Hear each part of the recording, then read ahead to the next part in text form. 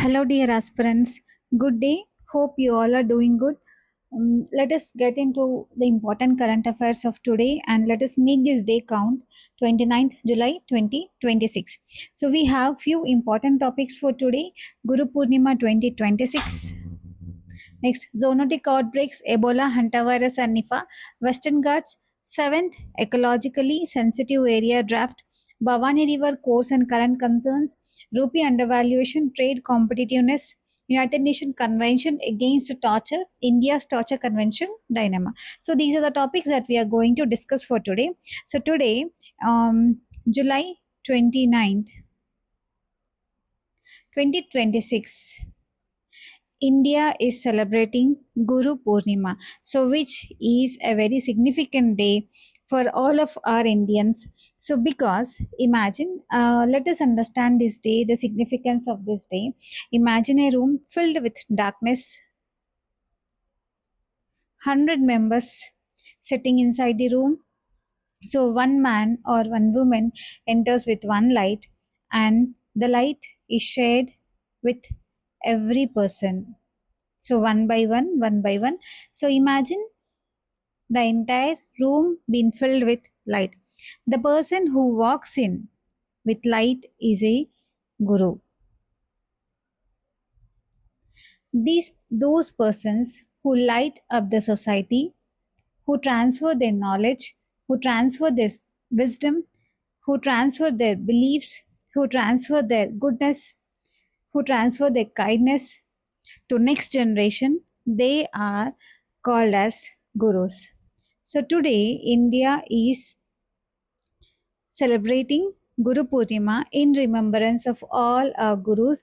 We need to thank our gurus. We need to admire our gurus on this special auspicious day. So apart from that, keeping this aside, let us understand the uniqueness of Guru Purnima with respect to our Indian context is that so it is celebrated by three different religions, in three different contexts, but on the same day. Hinduism celebrates Guru Purnima, Buddhism celebrates Guru Purnima, Jainism also celebrates Guru Purnima with different context, but meaning is same. So what is the meaning? Honoring our gurus. Honoring our gurus, dedicating this day for our gurus who have transformed the society, who have enlightened the society with their wisdom, with their knowledge. So with respect to Hinduism, so why Guru Purnima is celebrated? So because it marks the birth anniversary of Maharishi Veda Vyasa birth anniversary. So Adi Guru who compiled Vedas. So he is the person who compiled Vedas and authored Mahabharata. So Mahabharata ni author చేసి Vedas ni compile చేసిన person Maharishi Veda Vyasa birth anniversary ni we are celebrating it as Guru Purnima. Vyasa Purnima, it is also called as Vyasa Purnima. Okay, so for Hindu significance is that it is observed on full moon of Ashadam Masam, Ashadam month. A devotees offer prayers and Guru Dakshina to their teachers as well as guide. So to all our teachers, to all our guides, so those who are guided us, those who have given us good wisdom and knowledge, let us be thankful to them this day. Okay, let us remember them, let us thank them. So with respect to Buddhism, it commemorates the Buddha's first ceremony at Sarnath. So yesterday we were discussing about Sarnath. It acquired 45th UNESCO 45th UNESCO heritage site. Yes, yesterday itself Sarnath has acquired 45th UNESCO heritage site. So here Buddha delivered the first ceremony. So to commemorate this, Buddhism celebrates Guru Purnima. So to commemorate this, Buddhism celebrates Guru Purnima. So Buddha's first ceremony is delivered at Sarnath.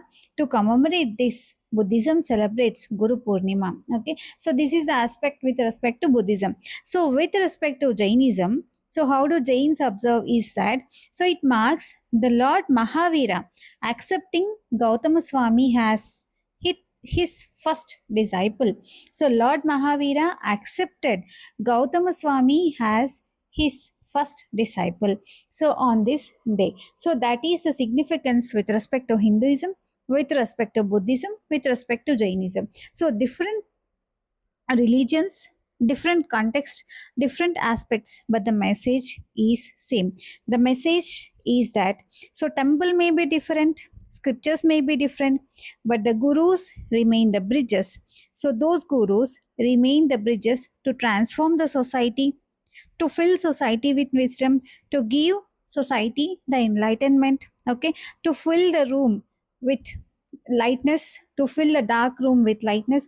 So this is the significance of Guru Purnima. So let us all remember our gurus who transformed and shaped our lives. So next one, we have Bhavani River. So why is this Bhavani River in news?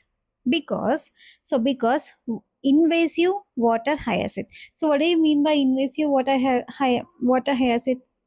It is a species, it is one kind of plant. So invasive, which means any plant species which is incorporated into other geographical area, so which grows exceeding the species which are growing there, and it doesn't allow the species of those area to grow properly. So this is the basic or general understanding of invasive species.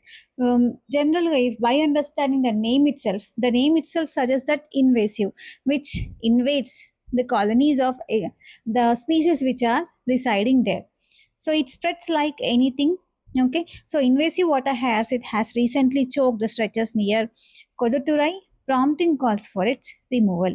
So that is the reason this Bhavani River is in news. So water hyacinth has been invasive over Bhavani River. So where is this Bhavani River located? So it originates in Nilagiri hills of Western Ghats. Near Western Ghats, it flows through Kerala's Silent Valley, then merges with Kaveri in Tamil Nadu. So Nilagiri, Silent Valley, Kaveri in Tamil Nadu. So it is agricultural lifeline. So about 90% of its water is used for irrigation across roughly 6,200 square kilometer of drainage basin. Okay, so 90% of its water is used for irrigation. It is regulated by Bhavani Sagar and Kodivirai dams. Bhavani Sagar and Kodivirai dams, largest tributaries are the west as well as east Varagar. West as well as east Varagar. West and east Varagar. Okay. So it originates in Nilagiri hills of Western Ghats. Kerala, next, Kerala Silent Valley, it emerges with Kaveri in the Tamil Nadu. Already in UPSC, they asked a question related to Kerala Silent Valley National Park. Okay. So remember that. Here we need to remember regarding Bhavani River. So it is roughly around 217 kilometers. So total length, Tamil Nadu is the second largest river. So do comment in the comment section what is the first largest river of Tamil Nadu. So first largest river of Tamil Nadu ANT anedi. So do let me know in the comment section. So coming forward to another topic. So zoonotic outbreaks, Ebola, hantavirus as well as Nipah. So here we need to take a serious concern with respect to Ebola, hantavirus and Nipah. So we know recently a few cases of all these outbreaks have been reported. So what is zoonotic outbreaks? Those diseases which get transferred from humans to animals or animals to humans. Okay. So humans నుండి యానిమల్స్కి కానీ animals నుండి హ్యూమన్స్కి కానీ infect అయ్యే డిసీజెస్ని zoonotic disease అంటారు. So if there is any outbreak of such kind of disease they are called as zoonotic outbreaks. So Ebola, hantavirus, Nipah virus.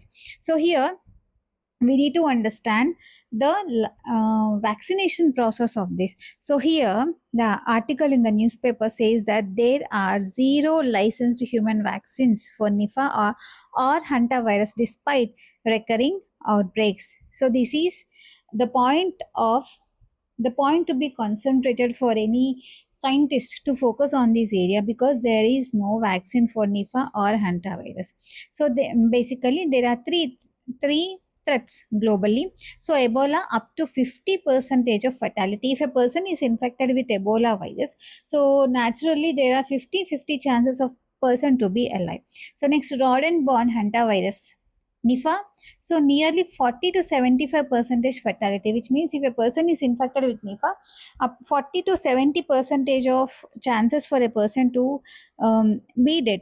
Okay, so it is spread by fruit bat. It remain recurring concerns. Okay, so repeatedly the disease has been spotted in humans, but yet there is no vaccine till now. So that is the key concern as of now. The vaccine gap, only Ebola species has a licensed vaccine. So only one Ebola species, there are several Ebola species, but only one Ebola species ki maatrame.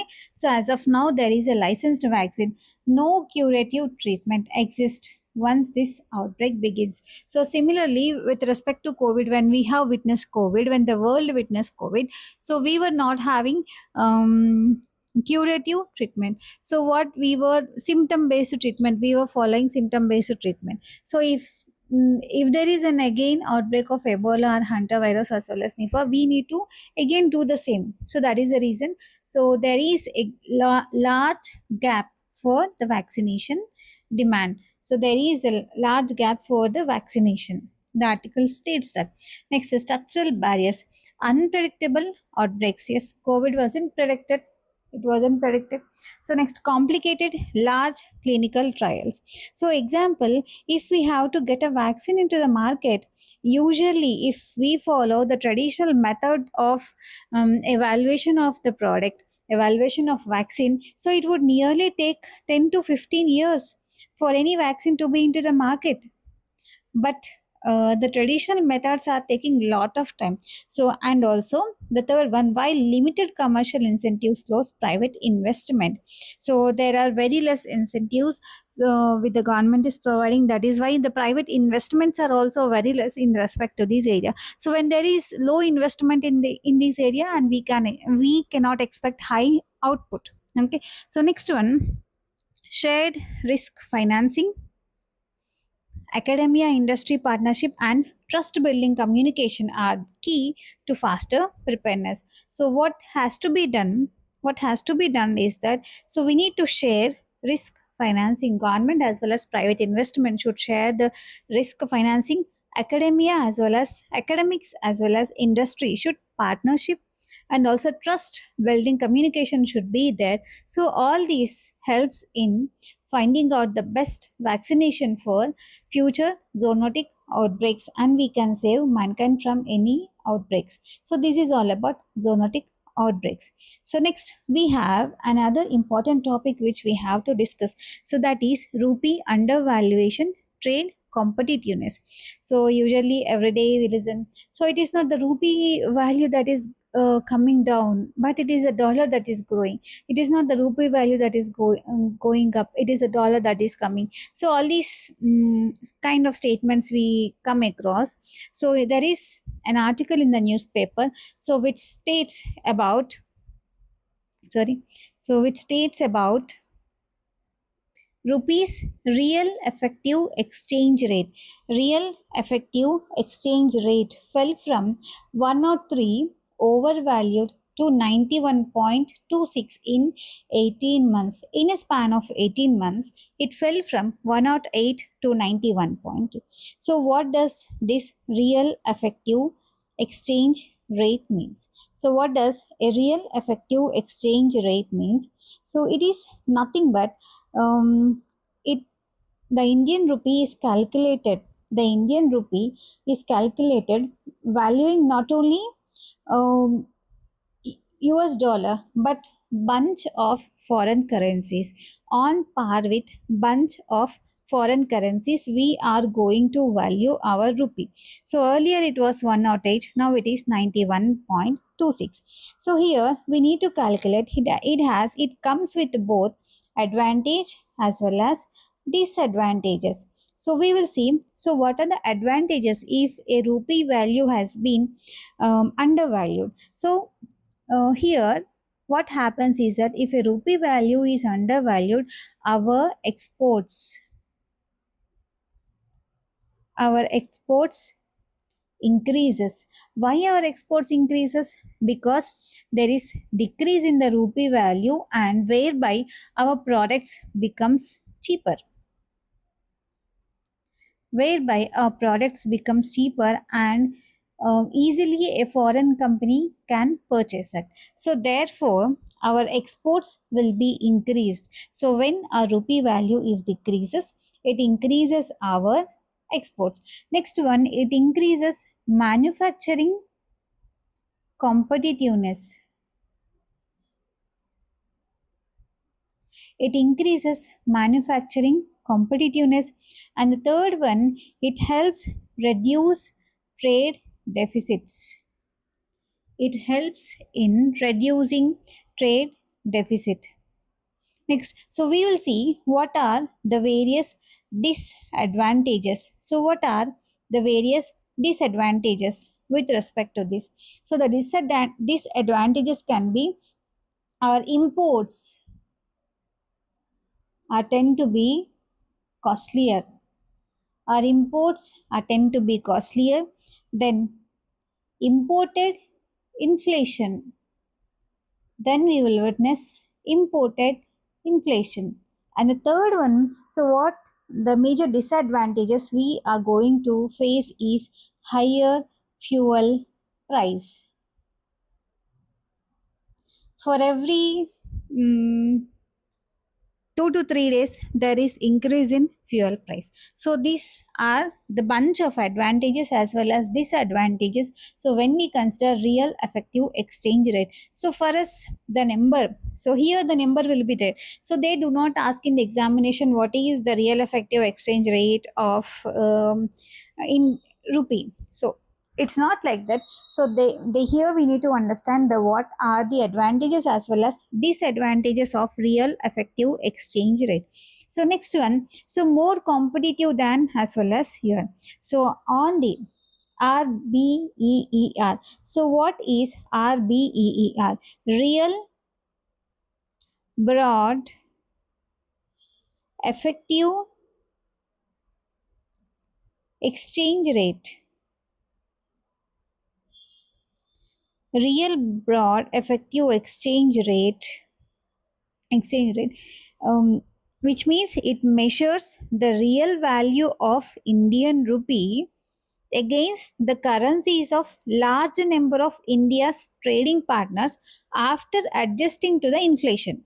So after we adjust the inflation, then we will check for this. Okay, so inflation will be adjusted. Here there is no adjustment of inflation, but here there is adjustment of inflation. So and also here we are calculating with respect to large number of India's trading partners. So that is why real broad effective exchange rate. So here two different terms we need to understand: our trading partner, major trading partners, as well as we are minusing our inflation. So after that only we are calculating the real broad effective exchange rate. Okay, so sharp depreciation amid renewed West Asia tensions, volatile price all pushed Indian rupee past 91 per dollar in July 2026. So why does it matter?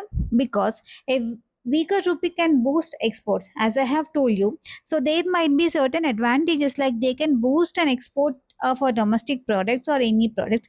It can boost the exports and manufacturing competitiveness.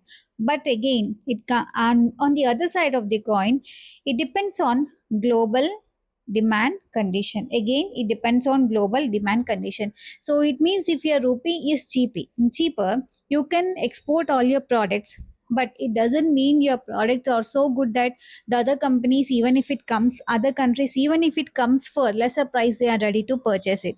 So this is all about rupee undervaluation and trade competitiveness. Rupee undervaluation and trade competitiveness. Next, coming to another one. So Western Ghats. So recently there is a bunch of news regarding Western Ghats, the seventh economically sensitive area. Ec- Sorry, it's not. It is ecologically sensitive area. Sorry, ecologically sensitive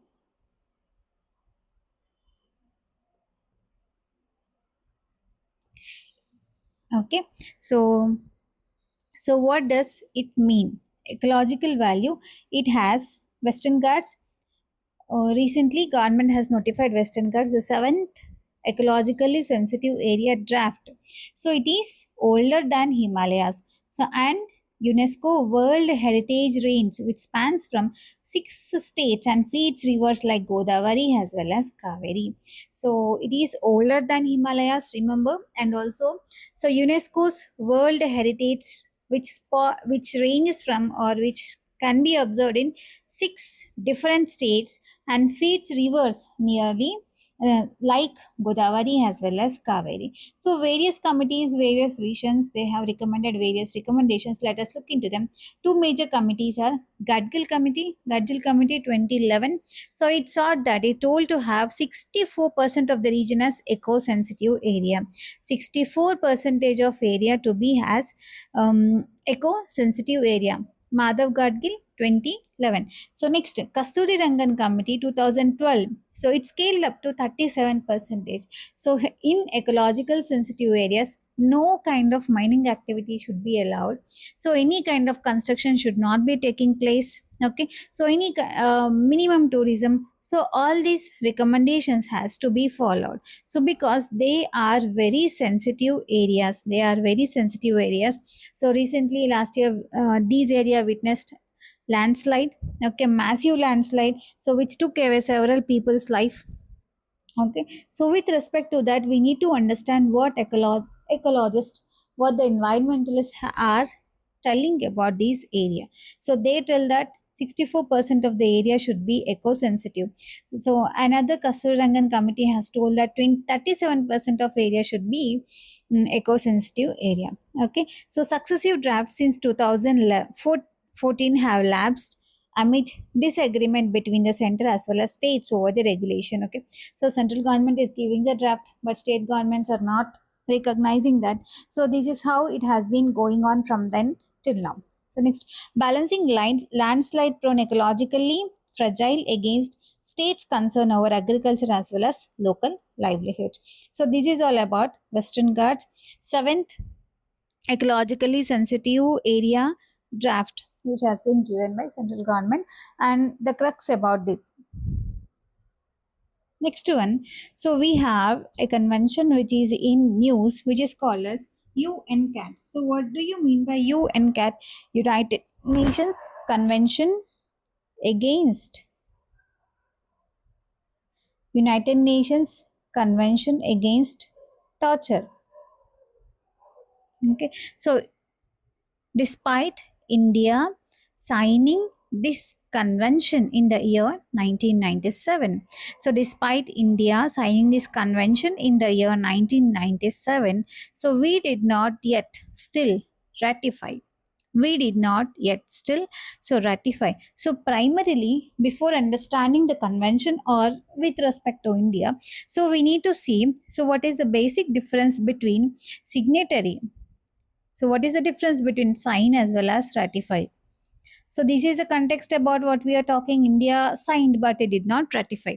So sign, which means, so we are preliminarily accepting that we will look into the issue.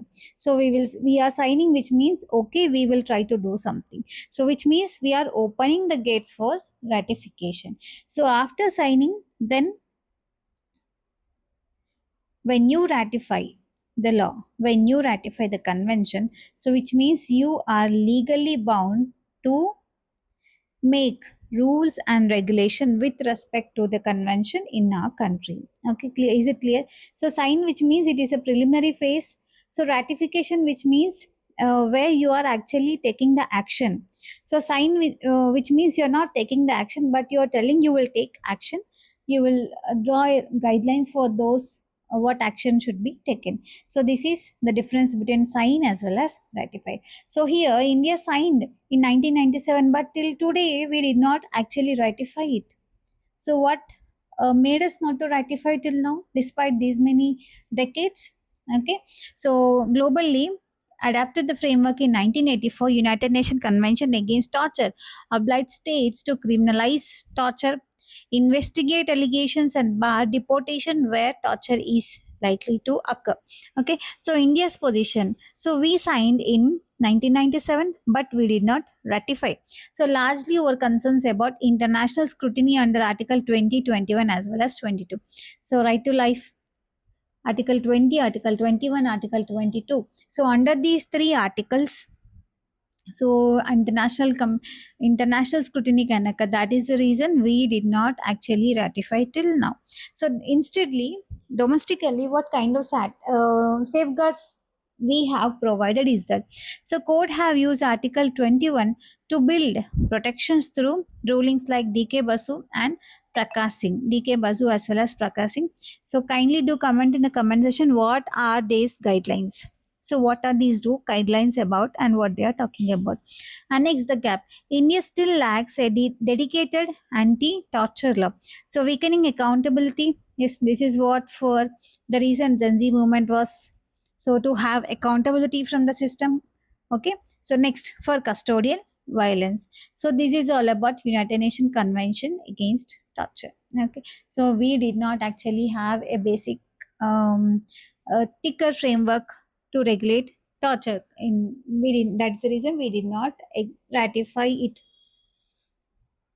Next, we will have a good question with respect to today's current affairs.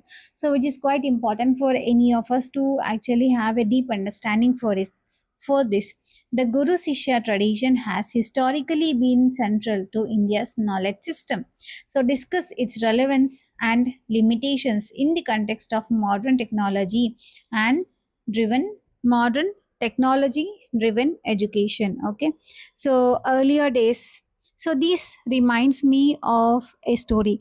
So Alexander, when he was about to invade India, King Potus, when he came across King Potus, he writes letters to one of his teacher. Then his teacher said, "Oh, you went to India. Okay, fine. I want to you to get me few important things from India." So one among those is the teacher from India or guru from India. So they are the torch bearers of wisdom to our generation. So that is the reason gurus are admired, gurus are given due respect in our society. Okay, so write down how there is a shift in the relationship between a guru as well as issue from the present day, how the technology is driving the guru issue relationship tradition. Okay, so write down the answer, try to post it in the comment section, so or give me some insights in for these answers. I will help you in your mains preparation. Okay, so this is all for today. Thank you so much. Thank you for being patient with me. Keep revising always. Keep questioning. So when you keep questioning, you will understand the concept more good. So and decode the examination process. Keep yourself focused. Maintain your health. Maintain your body. So keep everything under your control. So let the nature help you. Thank you so much. Have a good day. Happy Guru Purnima. Thank you.